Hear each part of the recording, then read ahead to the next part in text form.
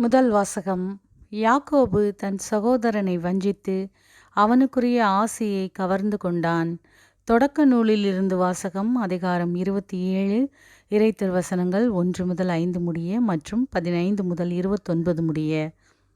ஈசாக்கு முதிர்ந்த வயதை அடைந்தபோது அவர் கண்களின் பார்வை மங்கிப் போயிற்று. அவர் தம் மூத்த மகன் ஏசாவை அழைத்து, என் மகனே என்றார். ஏசா, இதோ வந்துவிட்டேன் என்றான். அவர் அவனை நோக்கி, இதோ பார், எனக்கு வயதாகிவிட்டது, சாவு என்னால் வருமோ என்று அறியேன்.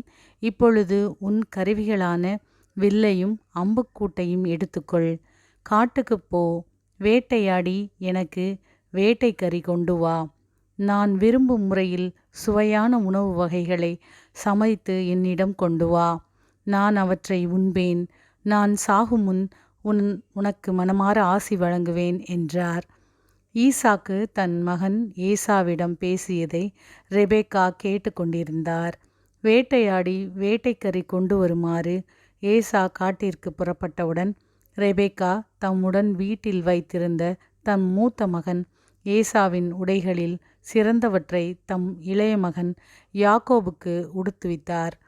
அவன் கைகளையும் மிருதுவான கழுத்தையும் வெள்ளாட்டுக்குட்டிகளின் தோலால் மூடினார். அவர் சுவையான உணவு வகைகளையும் தாம் சுட்ட அப்பங்களையும் தன் மகன் யாக்கோபின் கையில் கொடுத்தார். அவனும் அவற்றை தன் தந்தையிடம் எடுத்துச் சென்று அப்பா என்று அழைத்தான்.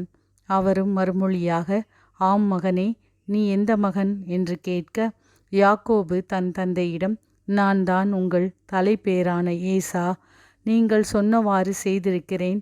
எழுந்து உட்கார்ந்து என் வேட்டை பதார்த்தங்களை உண்டு மனமார எனக்கு ஆசி வழங்குங்கள் என்றான்.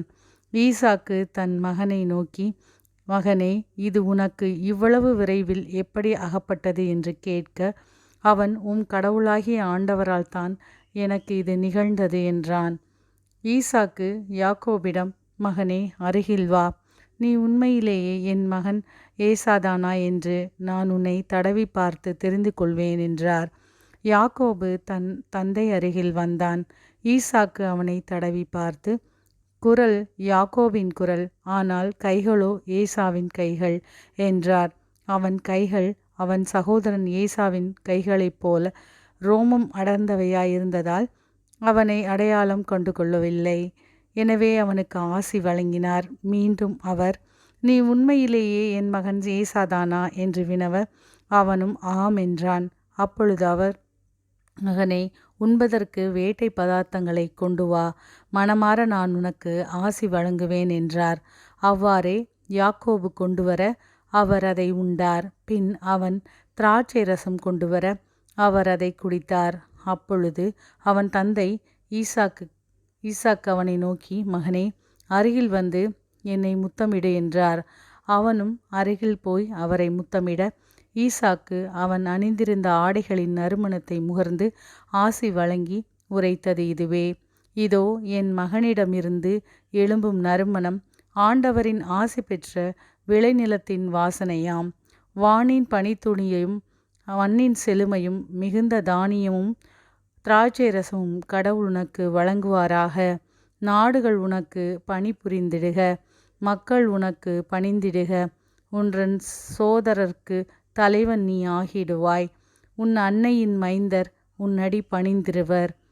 உன்னை சபிப்பார் சாபம் பெறுக, உன்னை வாழ்த்துவார் வளமுற வாழ்க என்று ஆசி வழங்கினார். ஆண்டவரின் அருள்வாக்கு. இறைவனுக்கு நன்றி. பாடல். திருப்பாடல் 135 பல்லவி. ஆண்டவரை புகழுங்கள், ஏனெனில் அவர் நல்லவர். ஆண்டவரின் பெயரை புகழுங்கள், ஆண்டவரின் ஊழியரே அவரை புகழுங்கள். ஆண்டவரின் கோவிலுள் நிற்பவர்களே, நம் கடவுளின் கோவில் முற்றங்களில் உள்ளவர்களே, ஆண்டவரை புகழுங்கள், ஏனெனில் அவர் நல்லவர். ஆண்டவரை புகழுங்கள், ஏனெனில் அவர் நல்லவர். அவரது பெயரை போற்றி பாடுங்கள், ஏனெனில் அவர் இனியவர். ஆண்டவர் யாக்கோபை தமக்கென்று தேர்ந்து கொண்டார், இஸ்ரேலே தமக்குரிய தனிச்சொத்தாக தெரிந்தெடுத்தார். ஆண்டவரை புகழுங்கள், ஏனெனில் அவர் நல்லவர். ஆண்டவர் மேன்மைமிக்கவர் என்பதை அறிவேன். நம் ஆண்டவர் எல்லா தெய்வங்களுக்கும் மேலானவர் என்பதும் எனக்கு தெரியும். விண்ணிலும் மண்ணிலும் கடல்களிலும் எல்லா ஆழ்பகுதிகளிலும் ஆண்டவர் தமக்கு விருப்பமான யாவற்றையும் செய்கின்றார். ஆண்டவரை புகழுங்கள், ஏனெனில் அவர் நல்லவர். நற்செய்தி வாசகம். மணமகன் தங்களோடு இருக்கும் வரை மண விருந்தினர்கள் துக்கம் கொண்டாட முடியுமா? மத்தேயு எழுதிய தூய நற்செய்தியிலிருந்து வாசகம். அதிகாரம் 9, இறை திருவசனங்கள் 14 முதல் 17 முடிய. அக்காலத்தில் யோவானின் சீடர் இயேசுவிடம் வந்து, நாங்களும் பரிசேயரும் அதிகமாக நோன்பு இருக்க உம்முடைய சீடர்கள் ஏன் நோன்பு இருப்பதில்லை என்றனர். அதற்கு இயேசு அவர்களை நோக்கி, மணமகன் தங்களோடு இருக்கும் வரை மண விருந்தினர்கள் துக்கம் கொண்டாட முடியுமா? மணமகன் அவர்களை விட்டு பிரிய வேண்டிய காலம் வரும். அப்பொழுது அவர்களும் நோன்பு இருப்பார்கள். மேலும் எவரும் பழைய ஆடையில் புதிய துணியை ஒட்டு போடுவதில்லை. ஏனெனில் அந்த ஒட்டு ஆடையை கிழித்துவிடும், கிழிசலும் பெரிதாகும்.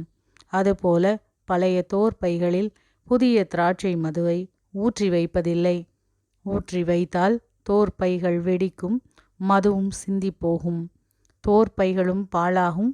புதிய மதுவை புதிய தோற்பைகளில்தான் ஊற்றி வைப்பர், அப்போது இரண்டும் வீணாய் போகா என்றார். ஆண்டவரின் அருள்வாக்கு. கிறிஸ்துவே உமக்கு புகழ்.